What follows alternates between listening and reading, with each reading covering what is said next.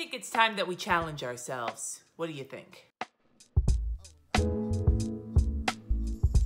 Hi everybody, today I'm going to be talking about challenges in the planning, lettering, and art communities. Now, for those of you who don't know, generally speaking, there are all sorts of challenges that float around the internet, mostly on Instagram, but they show up in other places, challenging you to doodle something every day for a month, to letter something every day for a month, to do some journaling every day, take pictures, get like anus glitter tattoos. I don't know, there's a bunch of them out there. I know that a lot of people have love-hate relationships with these challenges. There are some people who are like, as soon as the challenge come out, fuck yeah, I love that, I'm gonna do it, I'm gonna be creative, this is my month.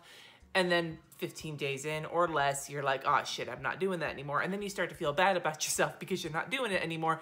And the cycle repeats as soon as you see a new challenge that you like. That was also me for a long ass motherfucking time. And now I've actually gotten pretty good at staying on top of the challenges that I'm doing. I've been doing 3 a month for a while now, maybe 4 or 5 months. So what I want to talk to you about today are a few things to kind of help you in the world of challenges. I'm going to talk about how do you pick a challenge that you might stick with.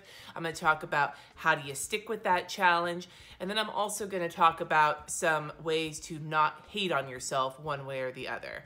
So we're going to cover those right quick in Cindy's 5 tips for surviving planner, Instagram, lettering, art, doodling challenges, because that title is freaking magical and marketable. Kind of like Derek Zoolander's School for Kids Who Don't Read So Good. Tip number 1, when it comes to choosing your challenge, don't feel constrained by the month that you're in.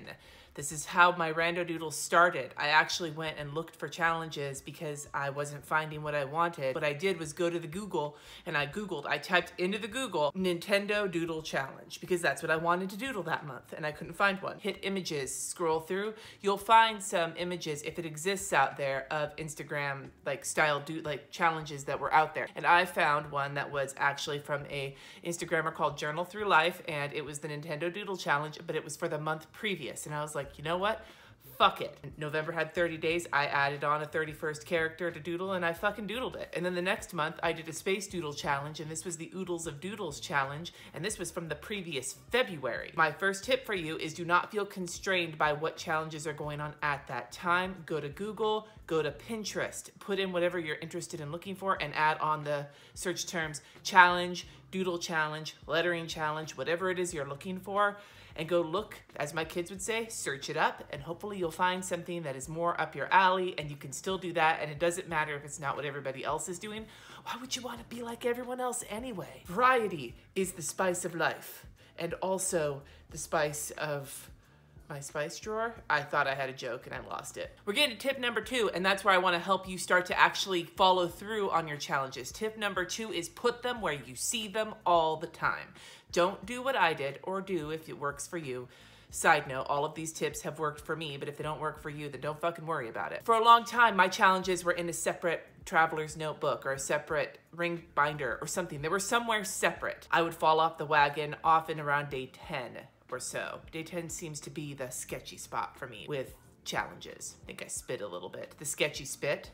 Blech. One of the things that worked for me was cutting out the images from my challenges, like printing and cutting them and just pasting them right into my bullet journal, like this. Then they were right there, and I did my challenges in my bullet journal, and I had no real excuse. And there were some days I had to catch up, and we're gonna talk about that in the next tip. Not only were the challenges where I could see them, but the place I was working on them was where I could see it every single day, and it made it so that I was able to actually hold myself accountable and stay on top of things rather than out of sight, out of mind. That's one of the reasons that setting up my bullet journal in the Scribbles That Matter bullet planner was a little bit rough for me because I'm still trying to figure out where they're gonna go, where I'm gonna see them every day. So I'm still kind of like, ooh, but we'll figure it out. We always figure shit out. You don't have to be perfect all the time. And that is tip number 3. You don't have to be perfect all the time.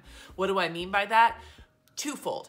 First of all, you don't have to have the perfect lettering or the perfect doodles or the perfect pictures or the perfect glittery anal tattoos. Like, it's the point of a challenge is to do it every day, not to be perfect every day. You're only gonna get better by doing it every day. And if you hold yourself up, what is it that some people say? The perfect is the enemy of the good.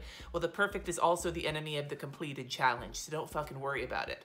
The second way this plays into it is don't feel bad if you miss a day or two, just get right back on it. Either skip it and forget it or go back and do it. That's what I usually do. And I'll fill in my habit tracker like I did it each day because I figure I get the points even though I didn't do it that day, and it's not like the points matter anyway. Or do they? What number am I on? I didn't write these down beforehand. 3? 4? I think it's 4. Am I right? Yeah. The fourth tip that I have for you, don't worry about sharing it online. Again, kind of two different parts to this. The first part is if you're not comfortable sharing it online, then don't. Nobody's gonna hate on you for it because ultimately this is for you. If you're doing this so that other people wanna like and follow your Instagram, or you're doing this because you wanna become planner famous or doodling famous, like, more power to you on your quest. But honestly, the point of these challenges is for you to do them for your own like growth, development, all that woo-woo bullshit. Like, you wanna do it for that, not for the likes or for the comments as I chase them every day. Do as I say, not as I do. The second thing that you want to remember when it comes to not sharing on, or sharing if you want to, on social media is that if you're going to, make sure you hashtag them so that the creator can see it and other people who are following along can see it. But if you don't get a like or a heart or something from the person hosting the challenge, please don't feel bad and don't think that that means they didn't see it, or if they did see it, they didn't like it. I host 2 of these challenges. I have a lot of notifications, a lot of things going on, and not gonna fucking lie, Instagram's notifications kind of suck my balls. I'm overwhelmed and it's really difficult for me to stay on top of everything. But please know, if you're participating in one of my challenges, I am just so glad you're getting out there and you're doing it. Not just sex, actually the challenges, but you're actually lettering, you're actually doodling, you're doing the thing that you said you were gonna do, and you're getting better because you're doing it. And I can guarantee you that people who host these challenges feel the exact same way. And my 5th tip, my final tip for all of this is to start in small chunks. I'm doing 3 challenges and I'm actually adding on a 4th. I'm gonna be doing the 100-day challenge, which if you haven't heard about that, you can search the 100-day project on, you know, the interwebs, or go look at @LLuna on Instagram. It's 100 days where you do something. You pick something and you do it for 100 days. I haven't decided what I'm doing yet. I've got a few things kind of on deck. And if you are doing it, let me know down in the comments so I can kind of see what everybody else is doing. The idea is you pick one kind of thing, you do it every day for 100 days, and ideally you document it on Instagram. Last year I tried it, I got to about day 20 and then I pooped out.